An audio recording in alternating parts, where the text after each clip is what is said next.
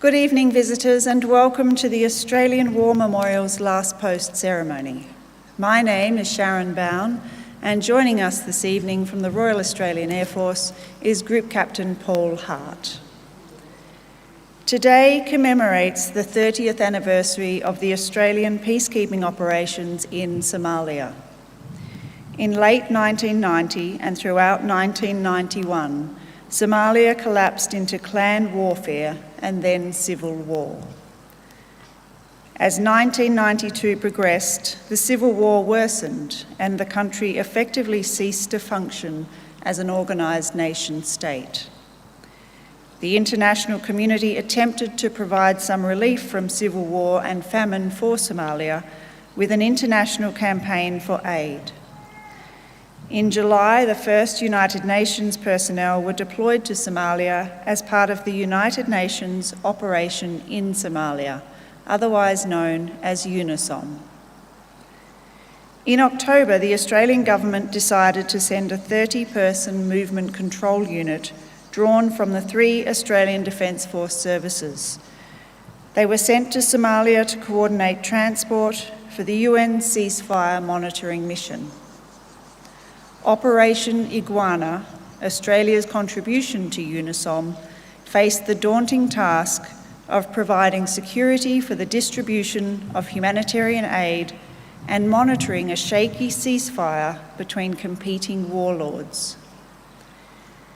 In December 1992, the US-led Unified Task Force took over UNISOM's responsibilities in the face of a crumbling security environment.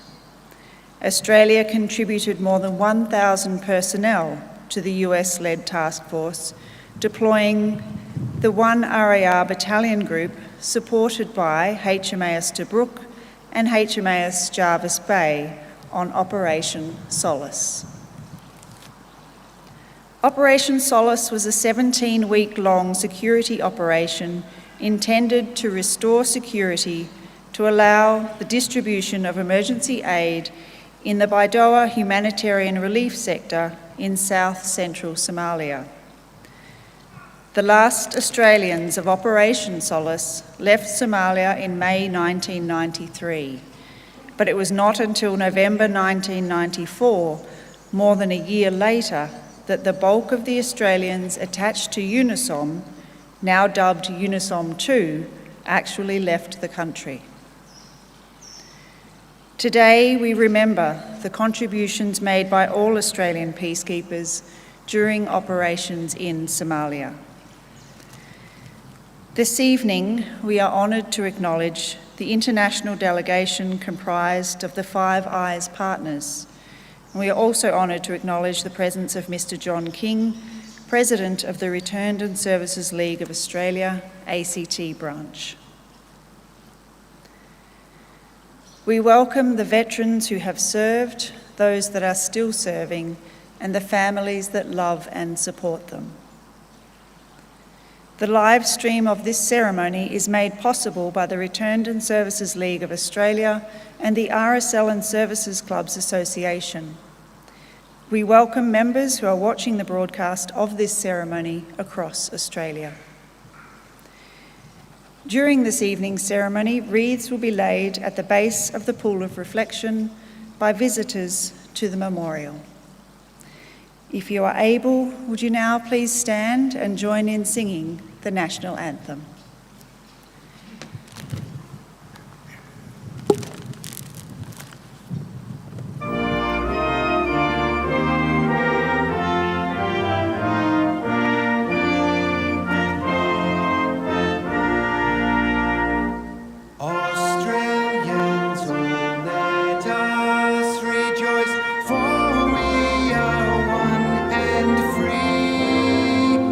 With golden sword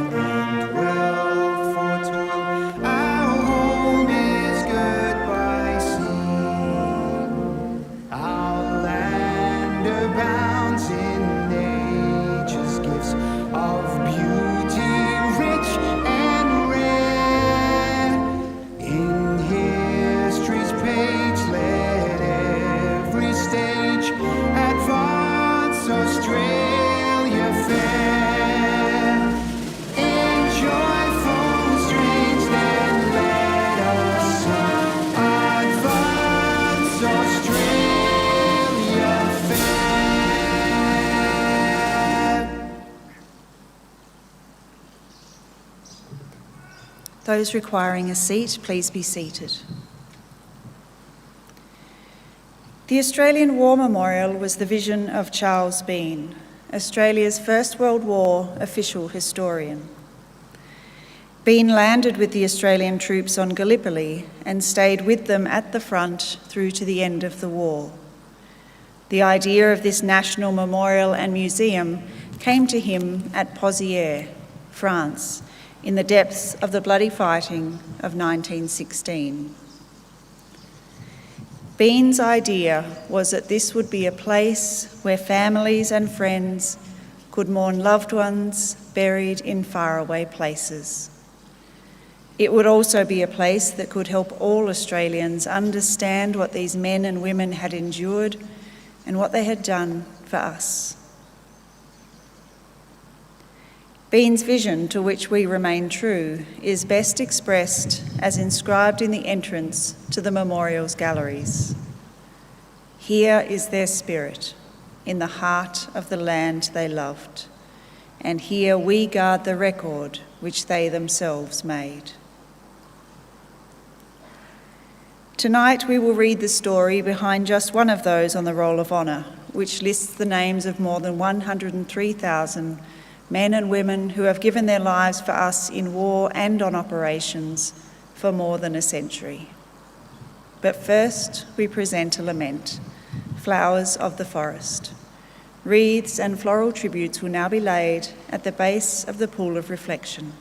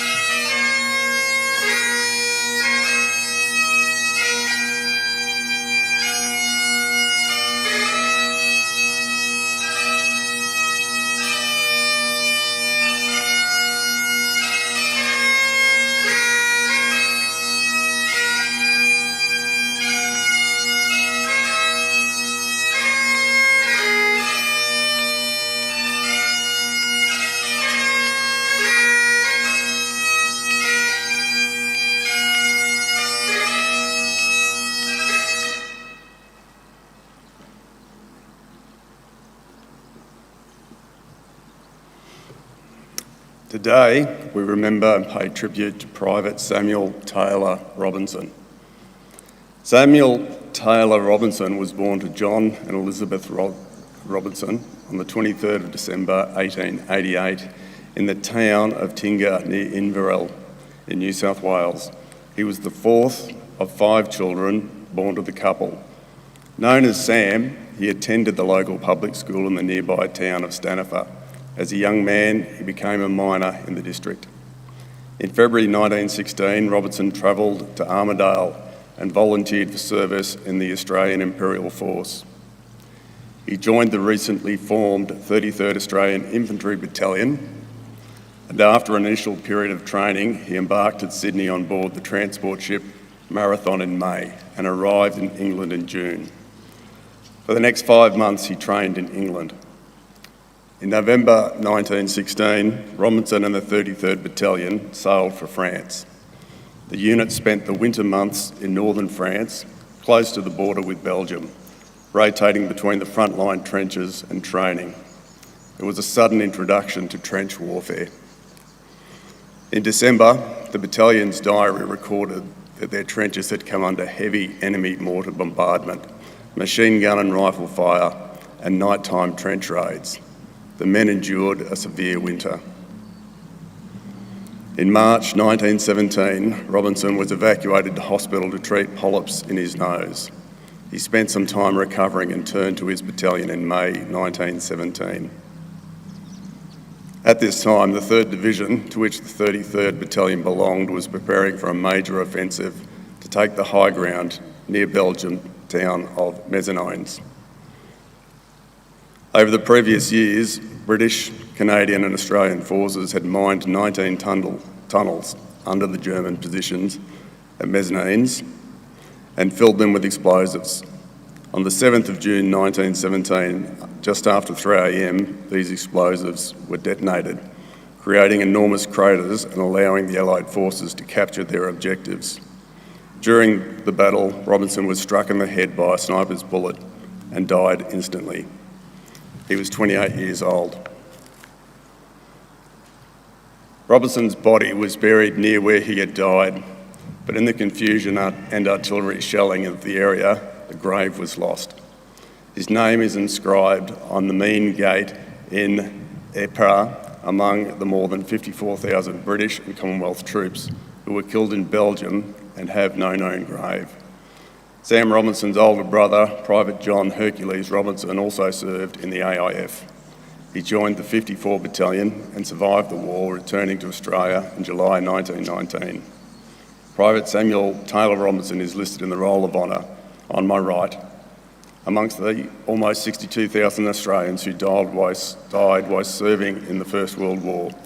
A photograph of his name listed on the main gate memorial is displayed today beside the pool of reflection. This is but one of the many stories of service and sacrifice told here at the Australian War Memorial. We now remember Private Samuel Taylor Robertson, who gave his life for us, for our freedoms and in the hope of a better world.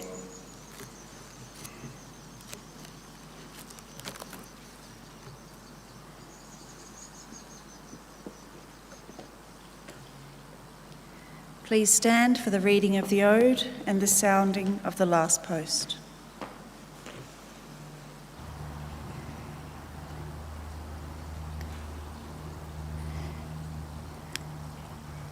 They shall not grow old, as we that are left grow old. Age shall not weary them, nor the years condemn. At the going down of the sun and in the morning, we will remember them. We will remember them.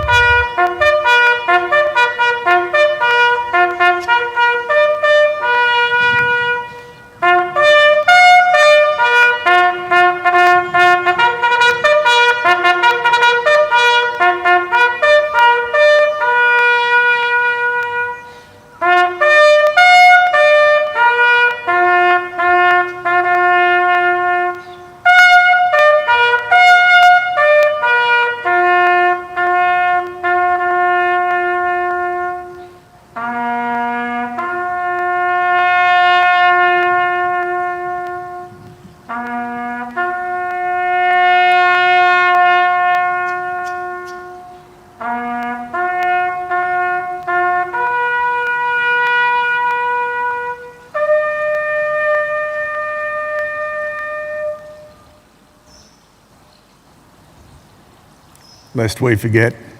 Lest we forget.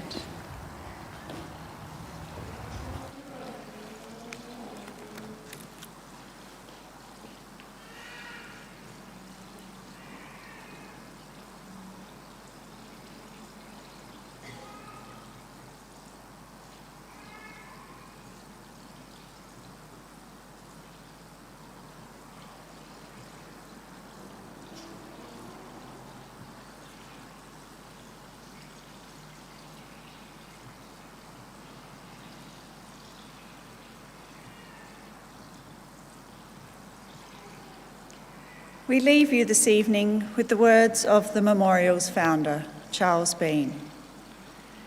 Many a man lying out there at Pozières or in the low scrub at Gallipoli, with his poor, tired senses barely working through the fever of his brain, has thought in his last moments, well, it's over. But in Australia, they will be proud of this. Ladies and gentlemen, girls and boys, that concludes the last post ceremony. On behalf of the Director and staff, thank you for visiting the Australian War Memorial today and for your continued support of the Memorials Development Project. We wish you all a very pleasant evening. Thank you.